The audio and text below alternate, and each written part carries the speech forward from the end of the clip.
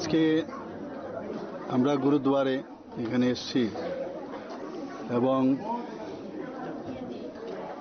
গুরু গোবিন্দ সিংজির যে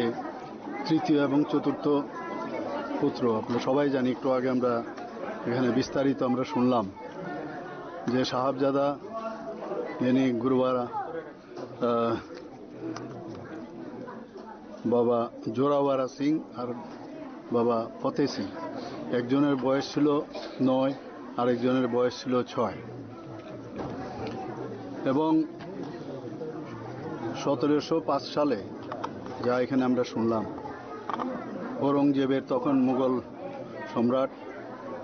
এবং যেভাবে যে শিখ ধর্মাবলম্বী যারা আছেন তাদেরকে যেভাবে অত্যাচার করেছে এবং তাদেরকে যেভাবে ধর্মান্তর করার যে চেষ্টা করেছিল, তার আজকে কিন্তু একটা ঝলক আমরা এখানে দেখতে পেলাম। এবং এই অল্প বয়সে এই যে দুই শাহজাদা গুরু গোবিন্দ সিংজির তৃতীয় এবং চতুর্থ পুত্র, মাত্র 9 বছর, আরেকজনের 6 বছর যথাক্রমে, এত অত্যাচার করা সত্ত্বেও তারপরও কিন্তু ওনাদের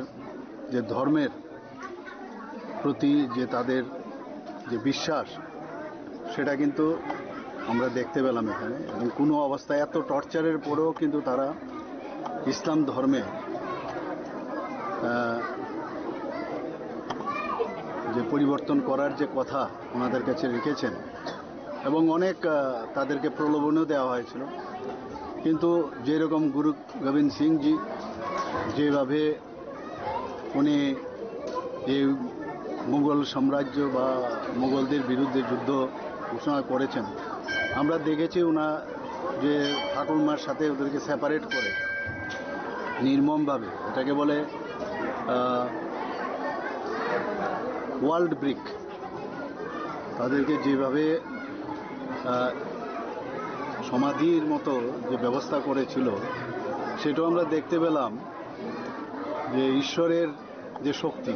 এত শক্তি, যে শক্তির কারণে সেগুলো কিন্তু ভেঙে গেছে। তারপরও তারা কিন্তু কোনো অবস্থায়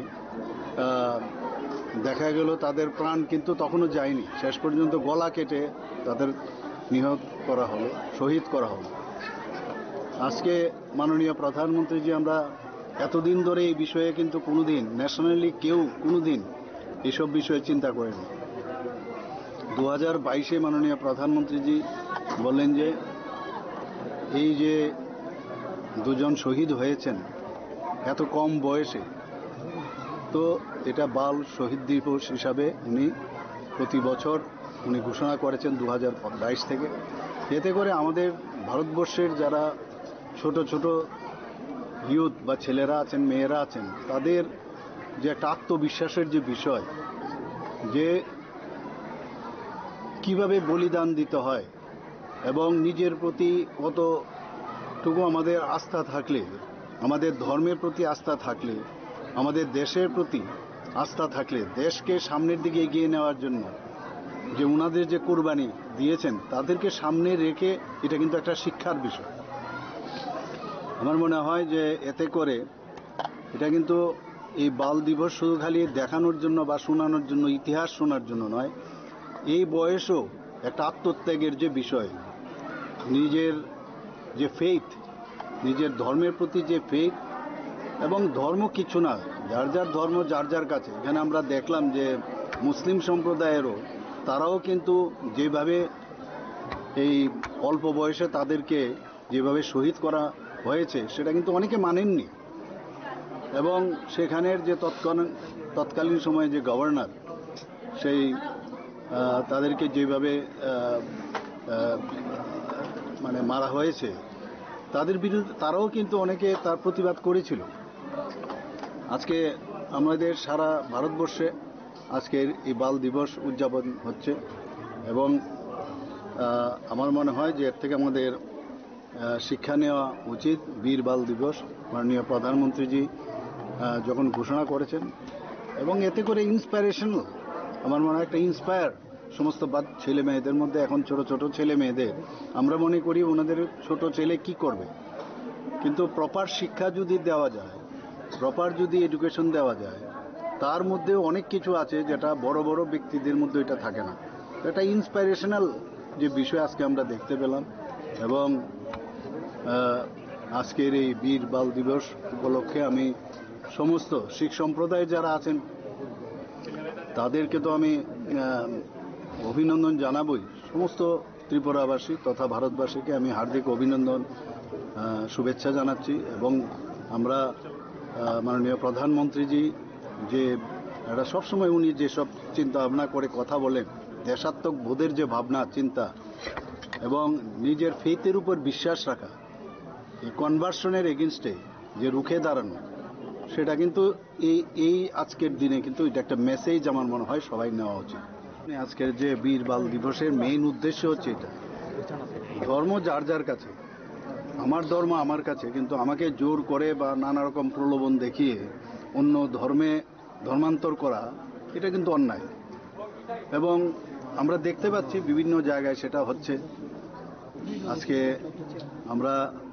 যখন পাকিস্তান হয়েছে বা কাশ্মীরও আমরা এই জিনিসগুলো এখানে একটু খানিকটা কিন্তু এই বিষয়ে বলা হয়েছে যে কাশ্মীরি পণ্ডিত যারা তাদের উপর কি টর্চার হয়েছে। আজকে দেশভাগের আগে ছিল একরকম, দেশভাগের পর আজকে ইস্ট পাকিস্তান হলো, পরবর্তী সময়ে বাংলাদেশ হলো, এবং ওয়েস্ট পাকিস্তান, সেখানেও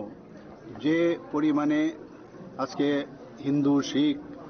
বা অন্যান্য সম্প্রদায়ের মাইনরিটি সম্প্রদায়ের ওখানে ছিল, তাদের কিন্তু এখন অনেক পপুলেশন কমে গেছে। তার সম্পর্কে আমরা সবাই জানি, এগুলো বিশদ আলোচনা হয়, বিভিন্ন আর্টিকেল নিউজ পেপারে আসে। তো বিরাট একটা কোশ্চেন মার্ক আজকেও কিন্তু এই বীর বাল দিবসে এগুলোকে এই কারণেই স্মরণ করতে হয় এবং তার বিরুদ্ধে আমাদের এখনো সামাজিকভাবে কিভাবে প্রতিরোধ করা যায় এবং ন্যাশনালি এবং ইন্টারন্যাশনালিও আমাদের এই বিষয়ে কিন্তু আওয়াজ তোলা